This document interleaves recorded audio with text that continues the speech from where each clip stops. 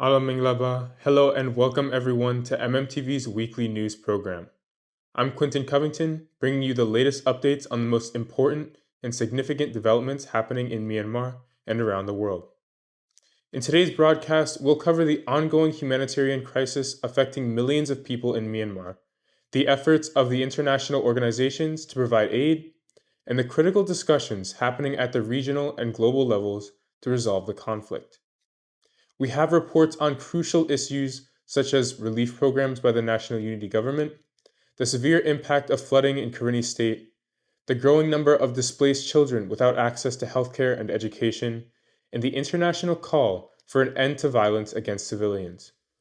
We will also discuss the dire situation in Rakhine State, where medical supply shortages are leading to preventable deaths, and take a closer look at the efforts of ASEAN and India to find peaceful solutions to the ongoing crisis.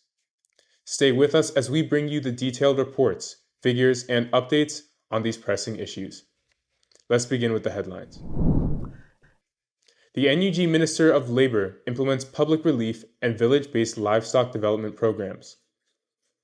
Over 6 million children in Myanmar face displacement, interrupted healthcare, and education. Nearly 30,000 residents in Karenni State affected by flooding, according to the IEC. ASEAN leaders urge an end to attacks on civilians in Myanmar. Indian Prime Minister Modi to discuss Myanmar issues at the ASEAN Summit. Over 270,000 children in Myanmar urgently need aid following recent floods. Shen Human Rights Foundation reports 55 civilian deaths in 1.5 months amid military attacks. And finally, medical supply restrictions in Rakhine State result in preventable deaths. Let's get into the details. NUG Minister of Labor implements public relief and village-based livestock development programs. On October 9th, the National Unity Government, or NUG, Ministry of Labor, announced that they are implementing public relief programs and village-based livestock development initiatives to aid the rural population. The ministry emphasized that these programs are part of their ongoing ground-level projects aimed at improving livelihoods in Myanmar's conflict-affected regions, particularly in the Sagae region. Through the public relief program, the ministry provided over 300 bags of fertilizer at subsidized rates to communities in selected townships in Sagae. In addition, under the Village-Based Livestock Development Program, the ministry has extended support to 2 villages in 2 townships, providing 10 households per village with 10 chickens each. These households were also given 120,000 jet to cover feed costs for 4 months, ensuring sustainability in poultry farming. These efforts are seen as critical to helping local communities recover and rebuild their livelihoods amid ongoing conflict and economic challenges. Next, over 6 million children in Myanmar face displacement, interrupted healthcare, and education. During the 79th session of the United Nations General Assembly in New York, Myanmar's permanent representative to the UN, Ambassador Ucha Motun, highlighted the dire situation faced by 6 million children in Myanmar. Speaking on October 4th during the general debate on protection of persons in the event of disasters at the 6th Committee of the UN General Assembly, he stressed that these children are enduring displacement and lack access to basic healthcare and formal education due to the ongoing conflict. The United Nations Office for the Coordination of Humanitarian Affairs, or UNOCHA, reported that the humanitarian crisis in Myanmar remains severely underfunded, with crucial aid efforts falling short of what is needed. Despite numerous international appeals, the escalating conflict and its impact on children continue to worsen. UNOCHA has called for immediate financial and logistical support to address the needs of these displaced children. Next, nearly 30,000 residents in Karenni State affected by flooding in need of assistance. The Karenni State Interim Executive Council, or IEC, reported on October 10th that the month-long flooding that began on September 9th has affected nearly 30,000 residents in Karenni State. According to the IEC, severe floods and landslides have ravaged areas such as Pakon, Loikao, Nanmekon, Demoso, Hoya, Baoloke, Mauchi, Shadao, and Mese. impacting a total of 29,979 people from 54 villages and 16 internally displaced people camps. The floods have resulted in the destruction of over 10,867 acres of rice and other crops, and nearly 2,000 homes have been submerged. While water levels have receded in some areas, such as Shadao, Demoso, Hoya, and Pasang, other regions like Loikao, Nanmekon, Pekon, and Mese remain submerged. There is an urgent need for assistance in rebuilding destroyed homes and providing support for agricultural and medical supplies. The IEC emphasized that these residents are in desperate need of aid as they struggle to recover from the devastating impacts of the flood. Up next, ASEAN leaders urge for an end to attacks on civilians in Myanmar. During the ASEAN summit held in Laos on October 10th, ASEAN leaders issued a strong call for an end to the attacks on civilians in Myanmar. In a draft chairman's statement released during the summit, ASEAN leaders urged all armed groups and the military junta to de-escalate violence and stop targeting civilians. The summit also focused on finding a peaceful resolution to the ongoing conflict in Myanmar, which has escalated since the military coup in 2021. Thailand has offered to host informal peace talks in December to further efforts to resolve the Myanmar conflict. This offer was supported by Laos, the current ASEAN chair, and Malaysia, signaling the likelihood of such dialogue taking place.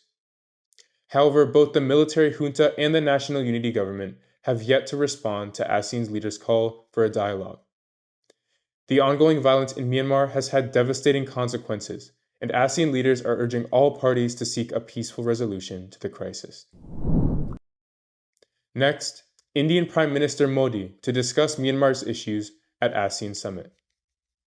Indian Prime Minister Narendra Modi is expected to discuss Myanmar's ongoing conflict during the 21st ASEAN-India Summit and the 19th East Asia Summit held in Laos between October 10th and 11th.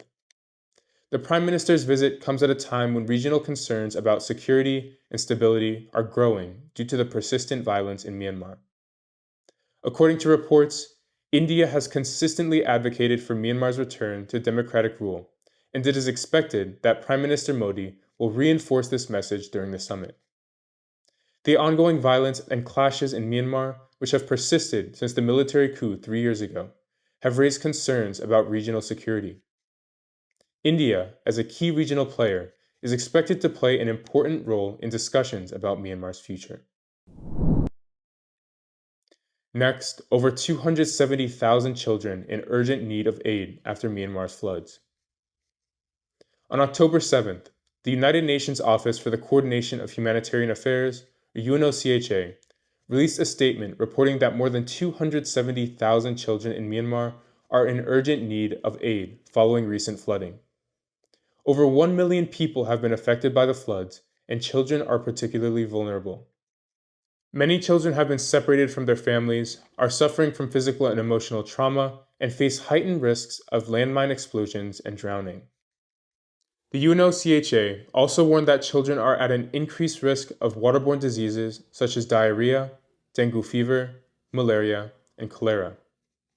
The report emphasized the urgent need for healthcare and water sanitation services. Many schools have been closed due to the floods, with school buildings repurposed as flood relief shelters, disrupting education for thousands of children. Additionally, ongoing heavy rainfall and rising river levels have left many regions submerged, worsening the situation for affected communities. The Military Council reported that floods and landslides have claimed 436 lives, with 66 people still missing and nearly 800,000 acres of crops having been damaged, along with the loss of over 170,000 livestock. Next, Shan Human Rights Foundation reports 55 civilian deaths in 1.5 months amid military attacks. Between August 26th and October 6th, airstrikes and artillery shellings by the military junta in northern Shan state resulted in the deaths of 55 civilians and injuries to 136 others, according to a report released by the Shan Human Rights Foundation on October 9th.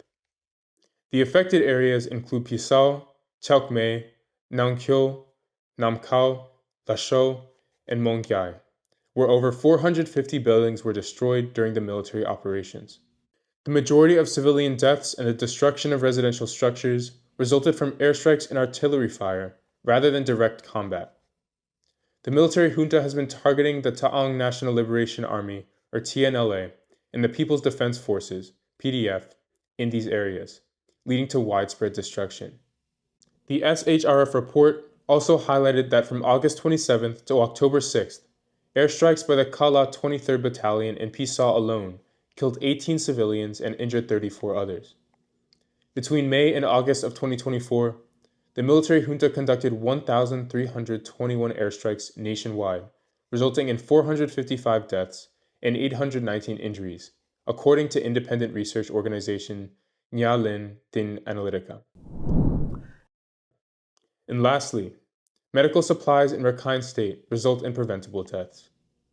In Rakhine State, which is home to over 3 million people, the military junta's restriction on the import of medical supplies have resulted in the rise of preventable deaths. The region has been severely affected by ongoing conflict between the military junta and the Arakan army, leading to a cutoff of land and water routes since November of 2023. As a result, many hospitals have been destroyed by the military bombings, leaving them unable to provide adequate medical care. Doctors and local residents have reported a significant increase in deaths, especially among pregnant women and newborns, due to a lack of timely medical care and vaccinations. Médecins Sans Frontières, or MSF, announced on June 27th that it would suspend operations in Butitong, Ratetong, and Magdal due to military-imposed restrictions. Reports from MSF indicate that between November of 2023 and March of 2024, there were 9 deaths of pregnant women and newborns in Rakhine State, further highlighting the severity of the situation. The ongoing shortage of medical supplies and food has raised concerns among local doctors who are urging international organizations to intervene and provide assistance.